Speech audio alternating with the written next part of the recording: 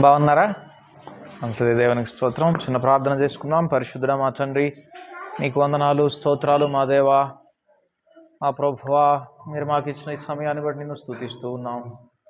ఎల్లప్పుడూ ప్రభువా నీ ప్రియబిడ్డలముగా ఉండగలిగినట్లుగా నీ వాక్కును పంపి ప్రభువా మాతో మాట్లాడుచున్నందుకు నీకు వందనాలు తండ్రి.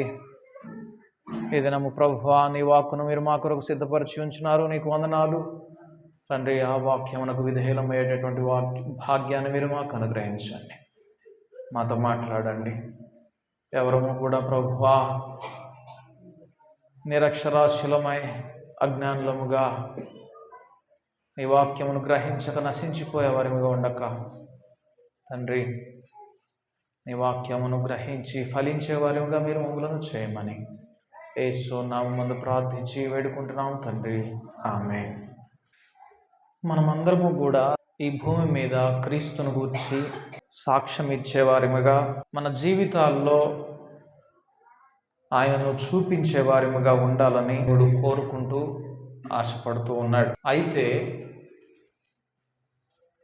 ఈయన నా ప్రియ కుమారుడు, ఈయన యందు నేను ఆనందించుచున్నాను అని దేవుడు యేసును గూర్చి సాక్ష్యం ఇచ్చినట్లుగా మనలను గూర్చి కూడా సాక్ష్యం ఇవ్వాలి అంటే మన ప్రభు అయిన యేసుక్రీస్తు వలె మనము కూడా ఈ భూమి మీద జీవించవలసినటువంటి అవసరం ఉన్నది. ఎందుకనగా మత్తయి సువార్త 12వ అధ్యాయం 18వ వచనంలో, ఇదిగో ఈయన నా సేవకుడు, ఈయనను నేను ఏర్పరచుకొంటిని, ఈయన నా ప్రాణమునకిష్టుడైన నా ప్రియుడు అని దేవుడు, తండ్రి అయిన దేవుడు మన ప్రభు అయిన యేసుక్రీస్తుని గురించి చెప్పడం మనం చూస్తున్నాం. ఇదిగో ఈయన నా సేవకుడు. మీరెవరైనా నన్ను సంతోషపెట్టాలి అంటే ఇదిగో ఈయన నా సేవకుడు, ఈయన నాకిష్టుడు, నా ప్రాణమునకు ప్రియుడు, ఈయన వైపు చూడండి అని తండ్రి క్రీస్తు యేసు వైపు చూపిస్తున్నట్లుగా చూస్తాం. ఇంగ్లీష్ బైబిల్లో look well my servant Jesus అని ఉంటుంది. యేసు వైపు పరిశీలనగా చూడండి అని ఉంటుంది. పాత నిబంధన కాలంలో దేవుని వాక్యము మన త్రోవలకు వెలుగు. కానీ నూతన నిబంధనలో అలా కాదు. నూతన నిబంధనలో నేను ఈ లోకమునకు వెలుగై ఉన్నాను అని యేసు ప్రభువారు చెప్పారు. ఆయనలో జీవం ఉండెను, ఆ జీవము మనకు వెలుగై ఉండెను అని యోహాను సువార్త 1వ అధ్యాయం 4వ వచనంలో ఉంటుంది. అంటే మనకు ఏది వెలుగవుతుంది అంటే యేసు ప్రభు వారి యొక్క జీవితం వెలుగవుతుంది. కాబట్టి మనము తండ్రి అయిన దేవునికి ఇష్టలముగా ఉండాలి అంటే ఆయన జీవితాన్ని బాగా పరిశీలించి చూసిన వారిగా ఉండాలి.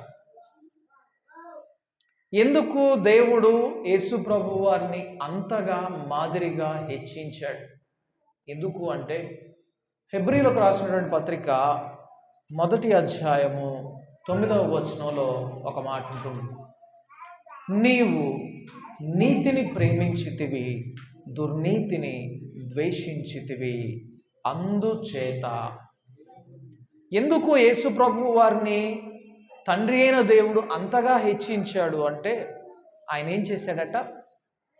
నీతిని ప్రేమించాడట, పాపాన్ని ద్వేషించాడట. ఈరోజు ఎంతమంది పాపాన్ని ద్వేషిస్తున్న వారిగా ఉంటున్నారు? పాపాన్ని ప్రేమిస్తున్న వారిగా మిగిలిపోతున్నారా? కొంతమంది పాపం చేస్తే పట్టుబడతామేమో అని పాపాన్ని విడిచిపెట్టే వాళ్ళు ఉంటారు. కొంతమంది పాపం చేస్తే మనము దేవునికి ఉపయోగపడమేమో అని పాపాన్ని వదిలిపెట్టేవారు ఉంటారు. కొంతమంది పాపం చేయడానికి అవకాశం రాక పాపం చేయని వారిగా ఉంటారు. కానీ యేసు ప్రభు వారు అలా కాదు.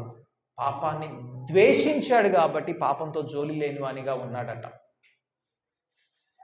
ఎందుకంటే అది తండ్రి అయిన దేవుని నామానికి అది ఒక మచ్చ తెస్తుంది, అవమానాన్ని తెస్తుంది. నేను ఈ భూమి మీదకి నా తండ్రి నామమును మహిమపరచుటకే వచ్చి తిని అని ఆయన సాక్ష్యం ఇచ్చాడు. ఆయన నీతిని ప్రేమించాడట. మనమందరం కూడా నీతిని ఎలాగ ప్రేమిస్తున్నాం? యేసు వలె ప్రేమిస్తున్నామా? లేకపోతే దేవునిని ప్రేమించు వారికి, తన సంకల్పము చొప్పున పిలువబడిన వారికి ఆయన సమస్తమును సమకూర్చి జరిగిస్తాడని నమ్ముతున్నాం కాబట్టి మనము నీతిమంతులం అయితే ఆయన మనకు సమస్తాన్ని సమకూర్చి జరిగిస్తాడని నీతిని అనుసరిస్తున్నామా? లేకపోతే దావీదు చెప్తున్నట్లుగా నేను ఒకప్పుడు చిన్నవాడనై ఉన్నాను, ఇప్పుడు ముసలివాడనై ఉన్నాను. నీతిమంతులు విడవబడలేదు, వారి సంతానం భిక్షమెత్తలేదని సాక్ష్యం ఇచ్చాడు. కాబట్టి మనము కూడా నీతిమంతులం అయితే మన సంతానం విడవబడరు, మన సంతానం భిక్షమెత్తరు అని అందుకోసం నీతిని అనుసరిస్తున్నామా? యేసు ప్రభు వారి 2 కారణాలను బట్టి నీతిని అనుసరించలేదు. ఆయన ఎందుకు నీతిని అనుసరించాడట? ఆయన నీతిని ప్రేమించాడు కాబట్టి నీతిని అనుసరించాడు. ఈ దినాల్లో ఎంతమందికి నీతికరమైనటువంటి జీవితం అంటే ఇష్టం ఉంది, పాపం అంటే అసహ్యం ఉంది. అందువలన దేవుడట ఆయనను హెచ్చించి ఏం చేశాడట? ఆనంద తైలముతో అభిషేకించాడట. ఎందుకు ఈ దినాల్లో మన జీవితాల్లో సంతోషం ఉండడం లేదు? He anointed his son with the oil of gladness. ఆనంద తైలముతో అభిషేకించాడట. అందరికంటే మనకందరికీ తెలుసు, యేసు ప్రభు వారు ఈ భూమి మీద జీవించినంత దీనకరమైనటువంటి జీవితం ఎవరు జీవించలేదు, అంత బాధాకరమైనటువంటి జీవితం ఎవరు జీవించలేదు. కానీ తండ్రి అయిన దేవుడు ఆయనంట ఆనంద తైలముతో అభిషేకించాడట. కాబట్టి నీ ఆనందము, నీ సంతోషము నువ్వు ఎదుర్కొన్న పరిస్థితుల మీద ఆధారపడదు, నీ హృదయం మీద ఆధారపడి ఉంటుంది. యేసు వలె సంతోషముగా నువ్వు తండ్రిని సేవించాలి అంటే ఏం చేయాలి? మనం నీతిని ప్రేమించి పాపాన్ని అసహ్యించుకునే వారంగా ఉండాలి. అట్టివారమై మనము దేవునికి సాక్షులం అవ్వాలని దేవుడు కోరుకుంటా ఉన్నాడు. నీ తండ్రి అయిన దేవునికి నీవు మొదట మ్రొక్కి సేవించాలి. మనము దేవునికి సేవ చేయాలి అంటే, దేవునికి నమ్మకస్తులముగా మనం ఉండాలి అంటే, రోమీయులకు రాసిన పత్రిక 6వ అధ్యాయము 22వ వచనంలో ఒక మాట ఉంటుంది, చూద్దాం.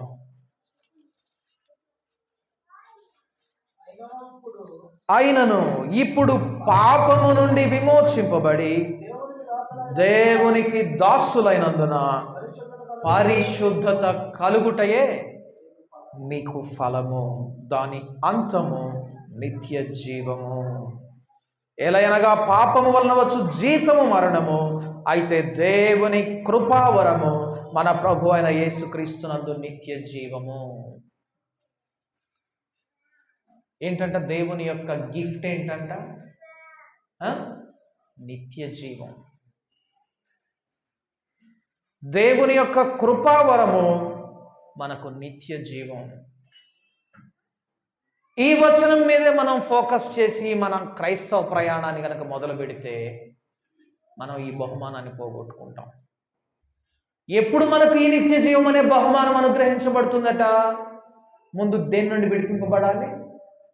పాపము నుండి విమోచింపబడి దేవునికి దాసులం అవ్వాలి, దేవునికి సేవ చేయాలి, దేవునికి పరిచర్య చేయాలి. మన పనుల ఒత్తిడుల నుండి విడిపింపబడి కాదు, పాపము నుండి విడిపింపబడాలి, పాపము నుండి విమోచింపబడాలి. పాపము నుండి విమోచింపబడి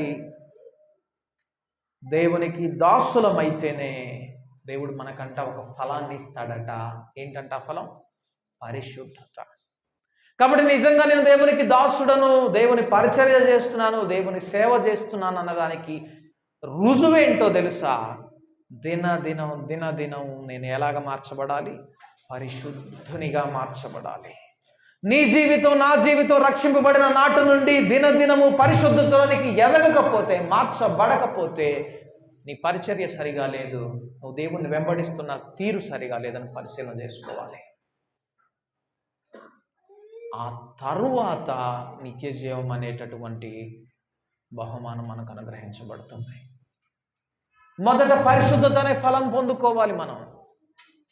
దేవుడు ఈ భూమి మీద మనలను ఎట్టి సాక్షులుగా ఉండాలని దేవుడు కోరుకుంటా ఉన్నాడంటే చూడండి, ఎలాగ ఉండాలని కోరుకుంటున్నాడు? ముందు యేసు వైపు చూసి నేర్చుకోమంటున్నాడు. ఆయన ఎలాగ సాక్షిగా ఈ భూమి మీద జీవించాడు?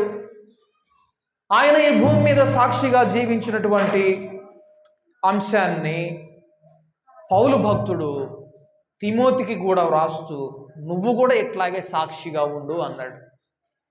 తిమోతికి రాసినటువంటి మొదటి పత్రిక 6వ అధ్యాయము, తిమోతికి రాసినటువంటి మొదటి పత్రిక 6వ అధ్యాయము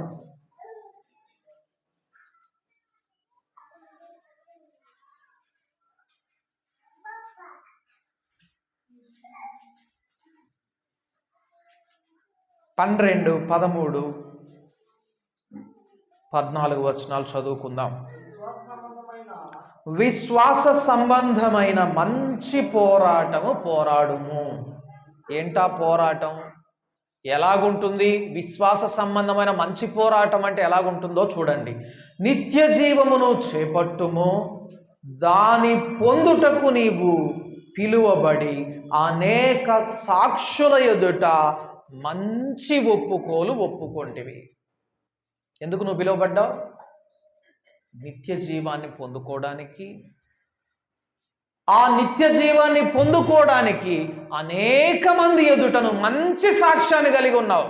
మంచి సాక్ష్యం చెప్పావు. ఎట్లాంటి సాక్ష్యం చెప్పావు? చూడండి. సమస్తమునకు జీవాధారకుడైన దేవుని ఎదుటను పొంతి పిలాతునొద్ద ధైర్యముగా ఒప్పుకొని సాక్ష్యం ఇచ్చిన క్రీస్తు యేసు ఎదుటను మన ప్రభు అయిన యేసు క్రీస్తు ప్రత్యక్షమగు వరకు నీవు నిష్కళంకముగాను అనింద్యముగాను ఈ ఆజ్ఞను గైకొనవలెనని నీకు ఆజ్ఞాపించుచున్నాను. ఏమని ఆజ్ఞాపిస్తున్నాడంటే, క్రీస్తు వంటి సాక్ష్యం నీకు ఉండాలి. మంచి సాక్ష్యం ఉంది నీకు. నిత్య జీవాన్ని చేపట్టమని చెప్పాను. అనేక మంది ఎదుట ఆ నిత్య జీవమును కూర్చున్నటువంటి గొప్ప సాక్ష్యం చెప్పావు. అయితే నేను నీకు ఒక ఆజ్ఞ ఇస్తున్నాను. ఎట్లాంటి సాక్ష్యం కలిగి ఉండాలంటే, యేసుక్రీస్తు వంటి సాక్ష్యం కలిగి ఉండాలి. ఏంటి యేసుక్రీస్తు వంటి సాక్ష్యం? యేసుకు ఎటువంటి సాక్ష్యం ఉంది?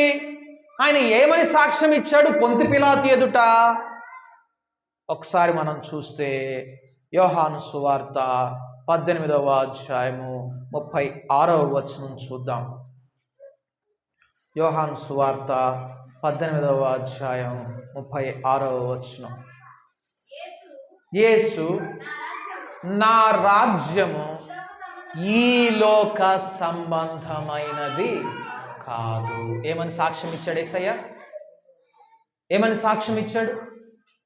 నా రాజ్యము ఈ లోక సంబంధమైనది కాదు. కాబట్టి నీవు నేను యేసు ప్రభు వంటి సాక్షులంగా ఈ భూమి మీద తండ్రి అయిన దేవునికి ఉండాలి అంటే ఏమని సాక్ష్యం ఇవ్వాలి? మొదట, నా రాజ్యం ఈ లోక సంబంధమైనది కాదు. నిజమైన మన జీవితాల్లో అది. ఈ లోక సంబంధమైన రాజ్యం కొరకు నేను ప్రయాసపడడం లేదు. ఈ లోక సంబంధమైనటువంటి రాజ్యం కొరకు నేను పాటుపడడం లేదు. నా ప్రయాస ఈ రాజ్య సంబంధమైనది కాదు అని చెప్పగలుగుతున్నామా? బానే ఉందయ్యా తిమోతి, నిత్య జీవాన్ని గురించి మంచి సాక్ష్యం కలిగి ఉన్నావు, కానీ యేసు వంటి సాక్ష్యం నీలో ఉండాలి. నా రాజ్యము ఈ లోక సంబంధమైనది కాదు. నువ్వు చేసే ప్రతి పని, నువ్వు నడిచే నడత, నీ రాజ్యము ఈ లోక సంబంధమైనది కాదు అని ప్రకటించగలుగుతుందా నీ జీవిత విధానం? యేసు ప్రభువుకు ఉన్నటువంటి సాక్ష్యం మనం కలిగి ఉండాలట. ఇదిగో ఆయన పరిశీలించి చూడండి, ఆయన నా ప్రియమైనటువంటి కుమారుడు, ఆయన నాకు ఎటువంటి సాక్ష్యం కలిగి ఉన్నాడంటే ఆయన ఈ రాజ్యం కొరకు ప్రయాసపడలేదు. తండ్రి అయినటువంటి దేవుడు ఇచ్చినటువంటి సాక్ష్యం క్రీస్తుని గురించి. యేసు ప్రభు వారు పొంతి పిలాతు ఎదుట ఒప్పుకున్నటువంటి సాక్ష్యం, నా రాజ్యం ఈ లోక సంబంధమైనది కాదు. ఇంకొక సాక్ష్యం కూడా ఆయనకున్నది. చూడండి 19వ అధ్యాయము 11వ వచనం. అందుకు యేసు పైనుండి నీకు ఇయ్యబడి ఉంటేనే తప్ప నా మీద నీకు ఏ అధికారం లేదు. ఏమని చెప్తామన్నాడు పిలాతుతో? నా తండ్రి నీకు అధికారం ఇస్తేనే, లేకపోతే నా మీద నీకు ఎటువంటి అధికారం లేదు. ఈ దినాన ఈ భూమి మీద నీ జీవితంలో అటువంటి సాక్ష్యం కలిగి ఉంటున్నావా? నా తండ్రికి అధికారం ఇస్తేనే, నా తండ్రి అధికారం ఇస్తేనే నాకు ఈ శ్రమ వస్తుంది. నా తండ్రి అధికారం ఇస్తేనే నన్ను ఆ సహోదరుడు నిందించాడు, దూషించాడు, ద్వేషించాడు. నా తండ్రి పర్మిషన్ లేకుండా నాకేది జరగదు. ఉందా అట్టి సాక్ష్యం? నా తండ్రి అనుమతి లేకుండా నాకేది సంభవింపదు.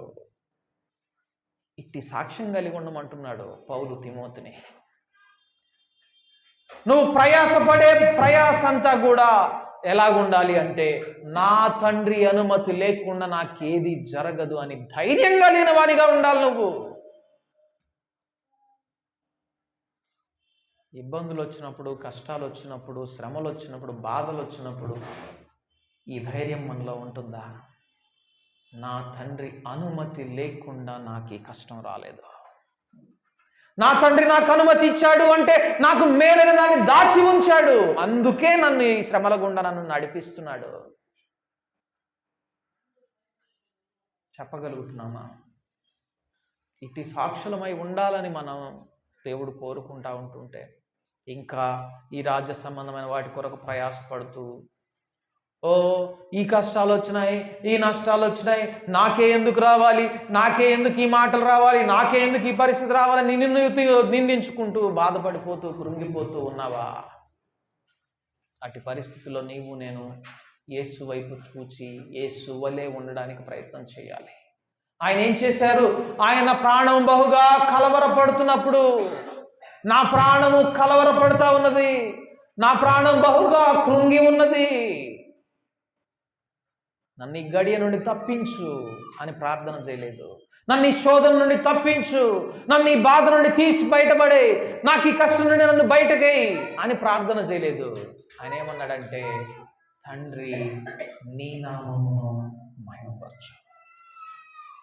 నా ప్రాణం కలవరపడుతుంది కదా, ఈ కష్టంలోకి ఎంటర్ అయింది కదా, నేను ఇబ్బంది పడుతున్నాను కదా, శ్రమ పడుతున్నాను కదా, నా తండ్రి ఈ శ్రమ నుండి నన్ను తప్పించమని ప్రార్థన చేయడం లేదు, కానీ నీ నామం మహిమపరచబడాలి. ఈరోజు నీ యొక్క అభిలాష, నీ యొక్క తీవ్రమైనటువంటి వాంఛ ఎలాగుంది? నేను ఈ కష్టం నుంచి బయటపడాలి ప్రభువా, అందుకొరకు నేను 8 దినాలను ఉపవాసం ఉండి ప్రార్థన చేస్తాను అని అంటున్నావా? లేక నా తండ్రి నీ నామం మహిమపరచబడాలి, నీ నామం మహిమపరచబడాలి అని ప్రయాసపడుతున్నాను ప్రభువా అని ప్రార్థన చేయగలుగుతున్నావా? చూడండి, ఇట్టి సాక్షులంగా మనం ఉండాలని దేవుడు కోరుకుంటా ఉన్నాడు. మనం ఇట్టి సాక్ష్యం కలిగిన వారమై ఈ లోకంలో క్రీస్తు యొక్క నామమును మహిమపరిచే వారంగా ఉండాలని దేవుడు కోరుకుంటా ఉన్నాడు.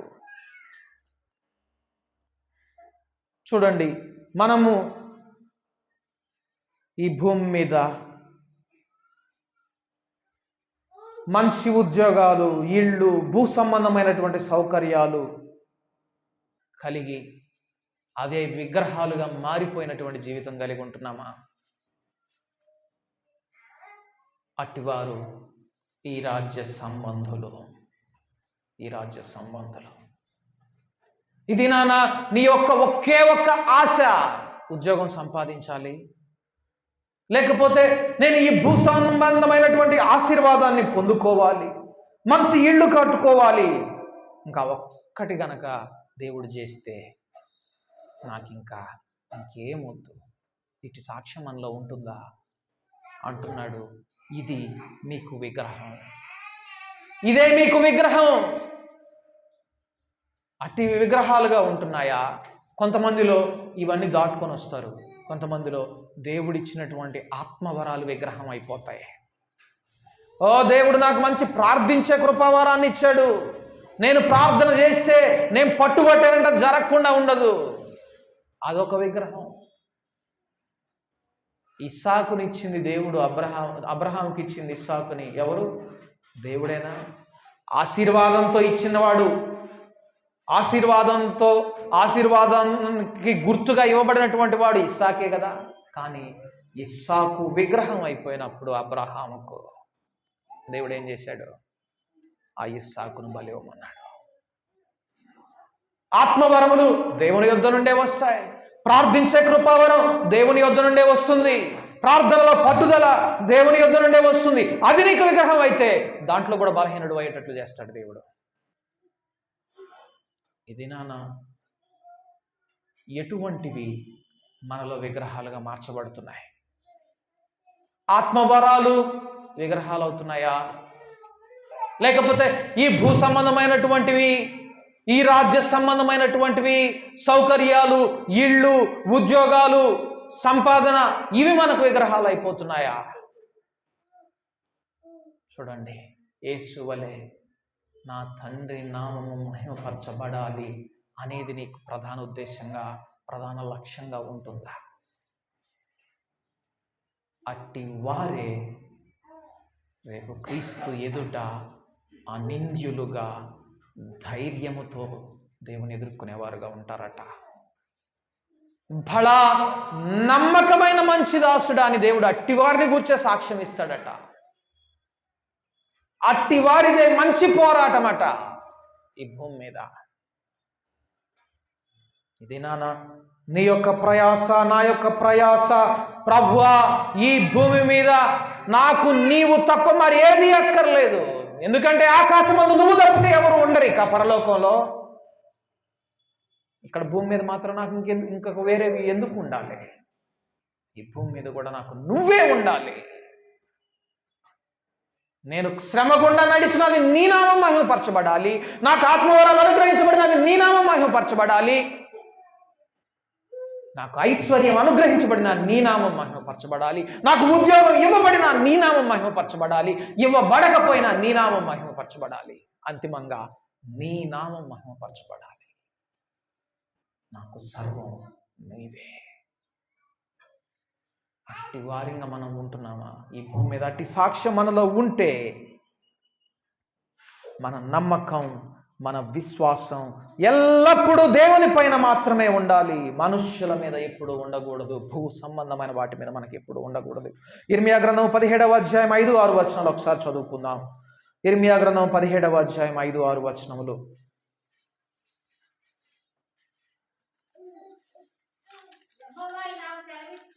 యెహోవా ఈలాగు సెలవిచ్చుచున్నాడు, నరులను ఆశ్రయించి శరీరులను తనకు ఆధారముగా చేసుకొనుచు తన హృదయమును యెహోవా మీద నుండి తొలగించుకొనువాడు శాపగ్రస్తుడు.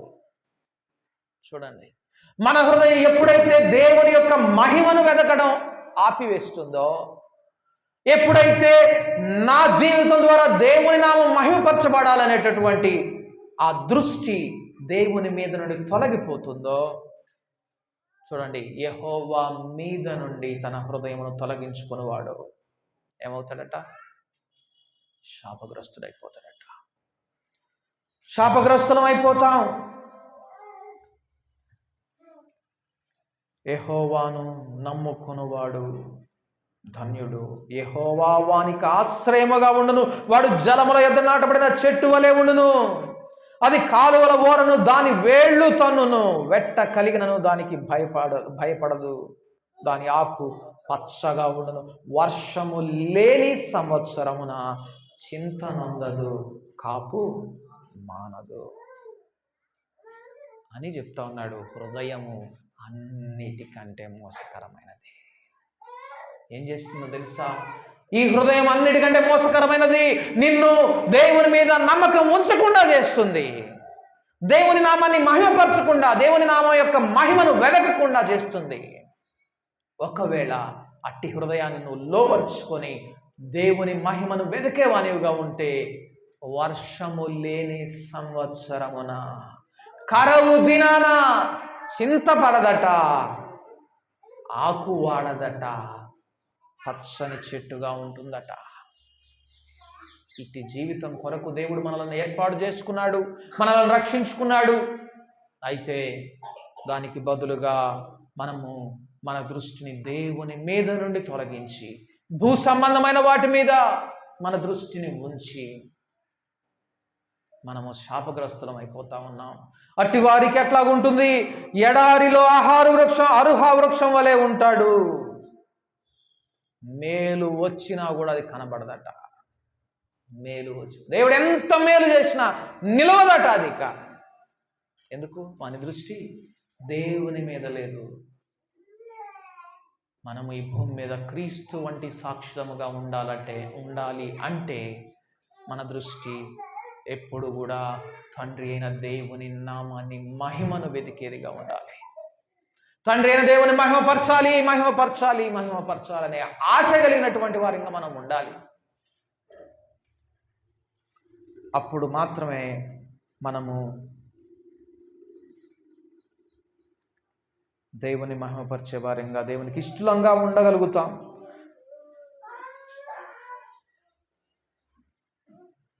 మన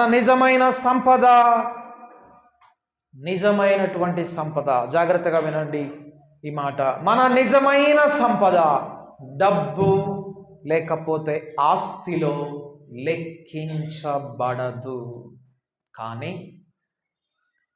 ఓటములు, లోతైన పరీక్షల ద్వారా వచ్చే ప్రభువును గూర్చిన అనుభవ జ్ఞానములో ఉంటుంది.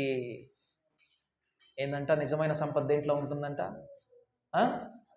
నిజమైన సంపద దేంట్లో? మన డబ్బు, ఆస్తి మీద ఉండదట. మన నిజమైనటువంటి సంపద, the true riches of a Christian is in the failures. ఓటములలో, నష్టాల్లో. అప్పుడే మనం ఓడిపోయినప్పుడే ప్రభువు మీద పూర్తిగా ఆనుకొని అనుభవపూర్వకంగా తెలుసుకుంటామట. అందుకే పేతురుని దేవుడు ఓడిపోవడం గుండా తీసుకొని వెళ్ళాడు. ఓడిపోవడం గుండా.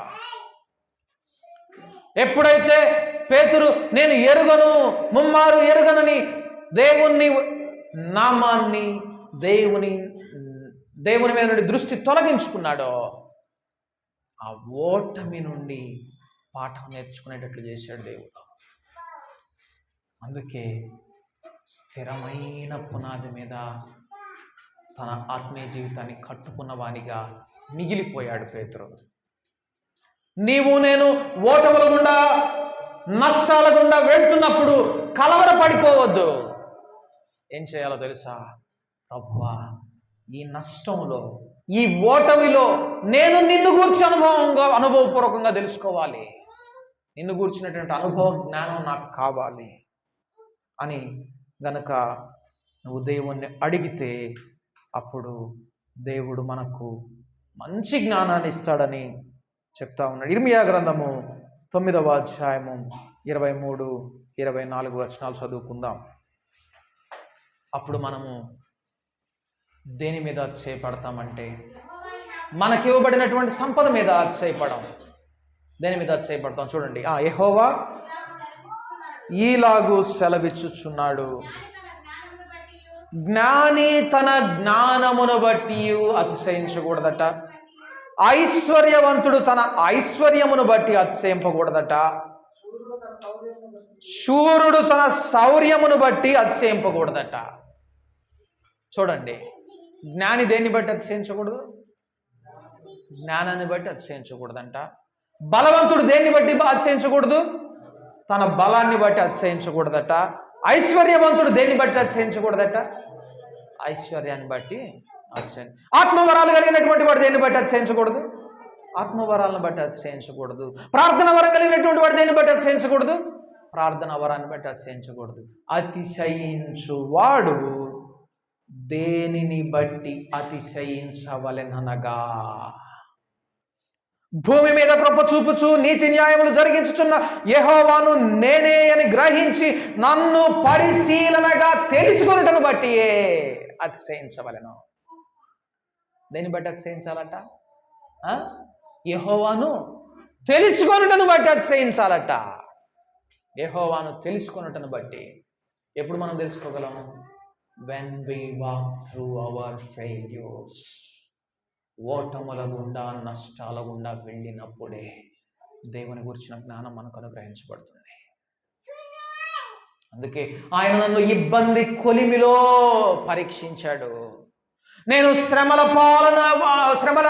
పాలైన వాడనైతిని. ఎందుకంటే నేను దీనత్వం నేర్చుకోవడానికి. ఆయన దీనుడు కదా, ఆయన దీనత్వం నాలో ఉండాలంటే నేనేం చేయాలన్న ఆశతో నేను ప్రార్థన చేస్తూ ఉంటే దేవుడు ఏం చేశాడు? నన్ను శ్రమల గుండా తీసుకొని వెళ్ళాడు. ఇప్పుడు నేర్చుకున్న నేను దీనత్వాన్ని.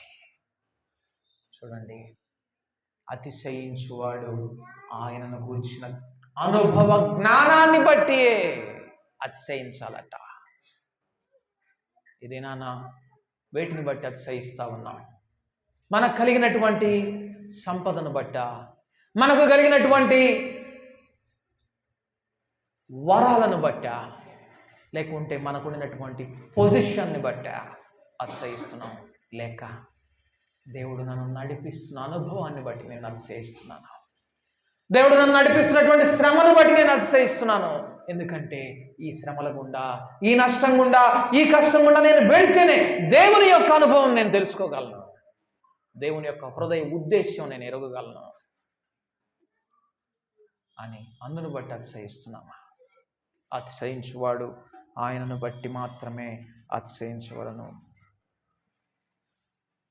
స్థిరమైన ప్రేమ గల ప్రభువు నేనే అని అలా ఉండడంలో నేను ఆనందిస్తానని వారు నిజంగా తెలుసుకుని అర్థం చేసుకోవడంలోనే అతిశయించాలి. అట్టి భక్తికే విలువ ఉంటుంది. దానితో పోలిస్తే ప్రపంచంలో మనము సాధించిన ప్రతిదీ కూడా చెత్తతో సమానంగా ఉంటుంది. ఆ సత్యాన్ని ఎంత త్వరగా తెలుసుకుంటే అంతటి జ్ఞానవంతులం అవుతామని దేవుని వాక్యం సెలవిస్తూ ఉంది. మీలో ఎవరికైనా జ్ఞానము కుదువుగా ఉన్నదా? వాడు నన్ను అడగవలెను. అట్టి వానికి నేను అనుభవపూర్వకముగా నేర్పిస్తాను. అతన్ని ఇబ్బంది కొలువులో గుండా తీసుకుని వెళ్ళి, ఓటముల గుండా తీసుకుని వెళ్ళి, నష్టాల గుండా తీసుకుని వెళ్ళి, శ్రమల గుండా తీసుకుని వెళ్ళి అనుభవపూర్వకంగా నేను నేర్పిస్తాను నా జ్ఞానాన్ని. అట్టివాడే నిజమైనటువంటి జ్ఞానం కలిగినటువంటి వాడు.